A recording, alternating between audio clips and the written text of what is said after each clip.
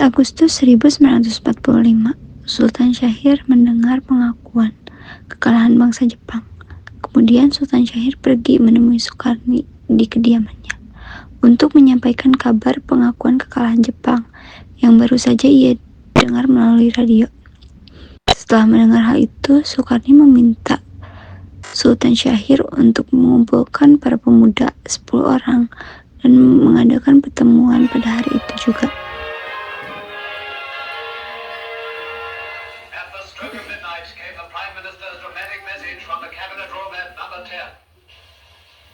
Japan has today surrendered. The last of our enemies is laid low. At this time, we should pay tribute to men from this country, from the dominions, from India and the colonies, to our fleets, armies and air forces that have fought so well in the arduous campaign against Japan. Peace has once again come to the world. Let us thank God for this great deliverance and His mercies. Long live the King. Assalamualaikum, Bung. Bung, salam, ada apa, Bung? Mengapa kau datang seperti ini? Ini, Bung, tadi saya mendengar di radio bahwa Jepang telah mengakui kekalahannya. Benarkah? Berarti hari ini kita harus mengumpulkan para pemuda. Baik, Bung. Sultan Syahrir pun pergi menemui para pemuda. Ayo, gimana Bung? Kemarin gitu ya? Iya, jangan. Ada apa, Sukarni meminta kita untuk berkumpul? Ada apa? Ini Sukarni meminta kita untuk berkumpul. Sekarang juga? Sekarang, ayo, sekarang. Ayo. Mereka pun berkumpul melalui rapat yang dipimpin oleh Khairul Saleh dan dihadiri oleh 10 pemuda. Dalam rapat tersebut, mereka ingin mempertegas kekalahan Jepang dan ingin segera memproklamasikan kemerdekaan negara Indonesia oleh Soekarno dan Hatta. Kita pada hari ini adalah karena bangsa Jepang telah mengakui kekalahannya di radio pada hari ini. Inilah saatnya kita memproklamasikan kemerdekaan bangsa ini. Iya, kami setuju, Bung. Betul, Bung. Setelah beberapa dari mereka pergi menemui Soekarno untuk menyampaikan hasil dari rapat mereka yang menginginkan segeranya proklamasi kemerdekaan, para pemuda yang menemui Soekarno adalah Wikana, Darwis, Suroto, Subadio, dan Khairul Saleh. Assalamualaikum, Bung. Waalaikumsalam. Ada apa ramai-ramai begini? Bisakah kita berbicara di dalam, Bung? Baiklah, silakan masuk.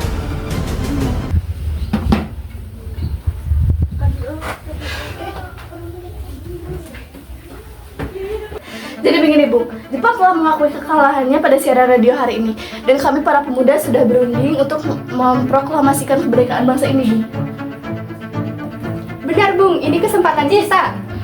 Kita gunakan kesempatan ini untuk memproklamasikan kemerdekaan kita. Kita tidak bisa memproklamasikan kemerdekaan begitu saja. Mengapa, Bung? Bukankah Jepang sudah mengakui kekalahannya? Tunggu apa lagi, Bung? Kita harus mendapatkannya dengan PPKI dahulu. Tapi kita harus segera memproklamasikan kemerdekaan, Bung. Apakah kita harus tetap menunggu janji Jepang, Bung? Kita tidak bisa mempercayai Jepang, Bung.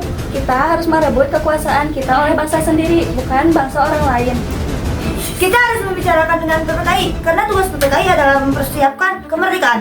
Kita bisa, Bung. Kita bisa memproklamasikan kemerdekaan kita sendiri. Kita bisa segera merebut kekuasaan, Bung. Malam ini juga kita kobarkan revolusi. Kami siap mempertaruhkan jiwa kami, Bung. Tidak, kita harus tetap membicarakan dengan PPKI. Tapi, Bung, Tak ada tapi-tapian. Kita harus membicarakan dengan PPKI terlebih dahulu. Perwakilan para pemuda pun kembali dengan perasaan kecewa. Mereka akan menyelenggarakan perkumpulan untuk memberitahu hasil dari pertemuan antara perwakilan pemuda dan Bung Karno. pembicaraan kita dengan Bung Karno tidak membuahkan hasil. Tak ada hasil, Bung. Bung Karno bersikukuh untuk tetap membicarakan kemerdekaan dengan PPKI terlebih dahulu. Sangat disayangkan. Kau memiliki ide? Bagaimana jika kita terus mendesak mereka, Bung? Caranya? Bagaimana jika kita membawa mereka ke tempat yang aman, Bung? Aman. Coba kau jelaskan lebih detail. Kita culik mereka ke tempat yang aman, Bung. Ke tempat di mana kita bisa mendesak mereka agar mereka mau segera memproklamasikan kemerdekaan Indonesia. Apakah kita boleh melakukannya, Bung? Mengapa tidak? Kau mau menunggu waktu lagi untuk memproklamasikan kemerdekaan? Tidak sih, Bung. Tapi kita harus membawanya kemana? Ke tempat yang jauh, terpencil, dan tidak terpengaruh Jepang. Memangnya ada tempat yang belum terpengaruh Jepang, Bung? Pasti ada, meski tidak 100% aman, tetapi daerah itu tidak dipengaruhi oleh Jepang. Rengas Dengklok. Semua mata tertuju kepada Subadio.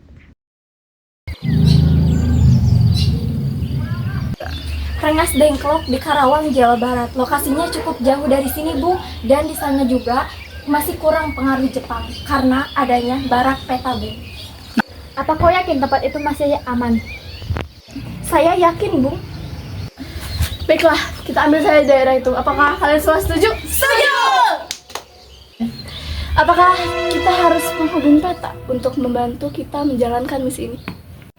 Menurut saya iya, Bung. Kita pasti butuhkan peta untuk menjalankan misi besar kita ini. Baiklah, jika kalian semua setuju, saya akan segera menghubungi peta. Pada dini hari, menuju sahur, para pemuda dibantu oleh peta mendatangi rumah Soekarno dan Hatta untuk melancarkan misi mereka. Mereka membawa Hatta secara paksa untuk ikut dengan mereka. Begitu juga dengan Soekarno dan Fatmawati, dan juga Guntur yang masih digendong saat itu. Ikut dengan kami, Bung. Tetapi siapa kalian? Ikutlah dengan kami, Bung, maka kamu akan tahu siapa kami. Kami bukan orang jahat, maka bawalah anak dan istrimu bersamamu. Mereka berhasil membawa Soekarno dan keluarganya ke Rengas Dengklok. Assalamualaikum, Bung. Kau harus ikut kami, Bung. Tapi siapa kalian? Ikutlah dengan kami, maka kau akan tahu siapa kami. Siapa kalian? Kami bukan orang jahat, Bung. Mereka berhasil membawa Hatta ke Rengas Dengklok. Mereka pun membawa Soekarno dan Hatta menuju Rengas Dengklok menggunakan mobil saat itu juga. Setibanya mereka di Rengas Dengklok, mereka langsung membawa Soekarno dan Hatta ke rumah di Jaur Kiesiong.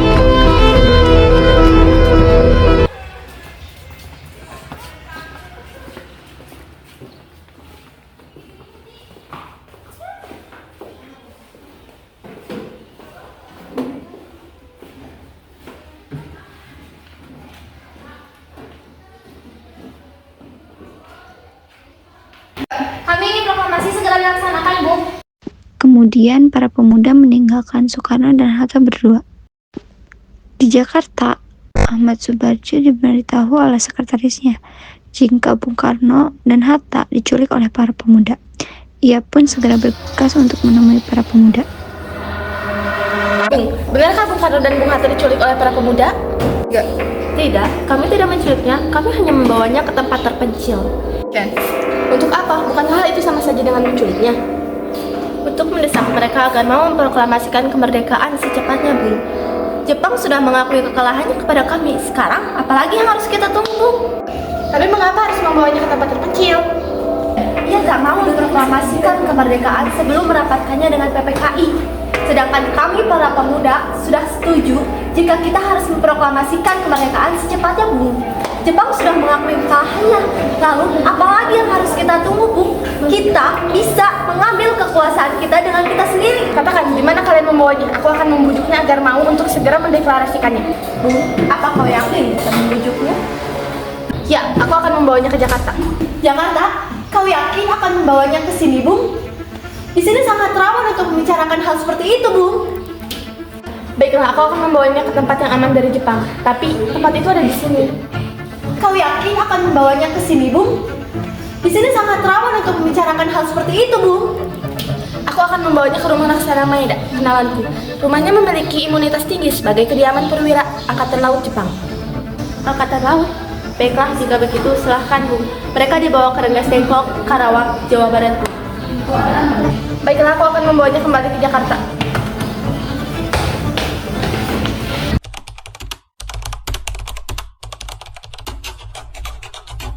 Di Rengas Dengklok, sejak mereka sampai di sana, para pemuda tidak berani untuk memaksa kedua tokoh itu untuk segera mendeklarasikan proklamasi.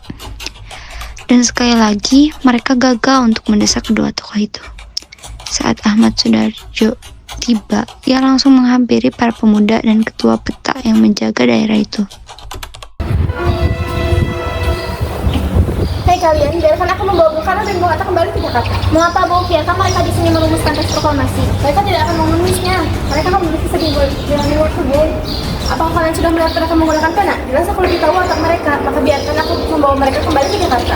Tidak, Bung. Mereka di sini agar teks proklamasi bisa segera dilaksanakan. Aku tahu kalian ingin mereka segera dilakukan. Maka dari itu, biarkan aku membujuknya untuk melakukannya.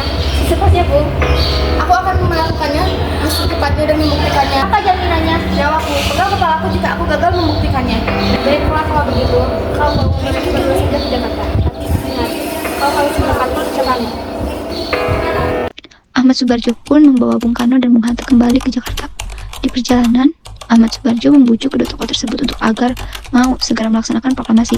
Hingga akhirnya mereka berdua mau untuk segera melakukannya. Ahmad Subarjo pun langsung membawa ke rumah Laksamana Maida untuk mempersiapkan naskah proklamasi.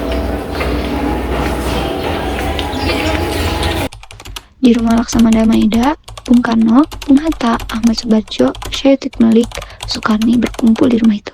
Mereka merumuskan naskah.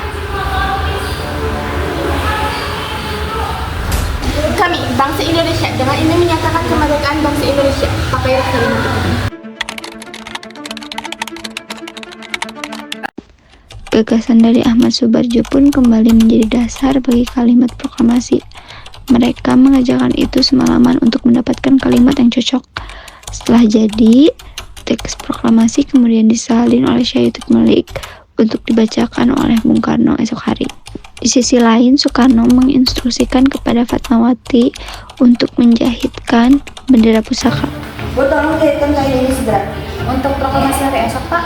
Iya, besok dilaksanakan proklamasi dengan pengibaran bendera merah putih sebagai bendera bangsa kita. Baik, kalau begitu, saya akan segera menjahit kain ini dan kita akan segera terbebas dari belenggu penjajah. Keesokan harinya, di halaman rumah Bung Karno sudah dipersiapkan untuk pelaksanaan proklamasi kemerdekaan. Bung Karno didampingi oleh Bung Hatta membacakan teks proklamasi, dilanjut dengan pengibaran bendera merah putih yang dilaksanakan oleh Latif, Sahut, dan Trimukti.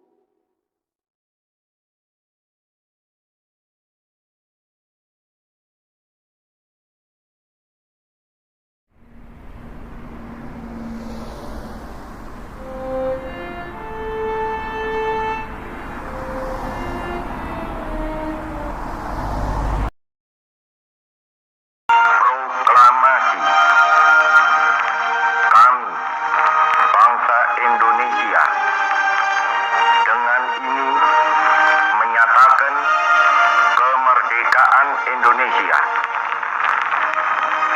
Hal-hal yang mengenai pemindahan kekuasaan dan lain-lain diselenggarakan dengan cara saksama dan dalam tempo yang sesingkat-singkatnya.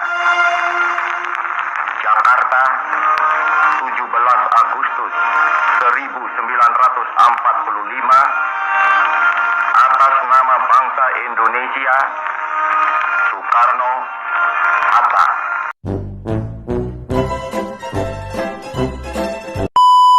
kan? Coba videonya. Lagi. Tapi bukan. Mendeklarasikannya. Sok. Aku yakin bisa menunjuknya. Oh iya. Kira ada. Lupa lagi. Enggak, kirain aku itu bukan dari aku. Tanggapannya sama ini. Warung anjing. Ada utuhnya tau. Ini si beda sabelah ya pang-pang mama. Gimana Han? Gitu. Sekarang ayo sekarang. Ayo. Ini beda loh teksnya coba. 3. Jadi begini Bu, Jepang telah mengakui kekalahannya pada siaran radio hari ini. Bung. Betul, Bung. Bung, ayo, Bung.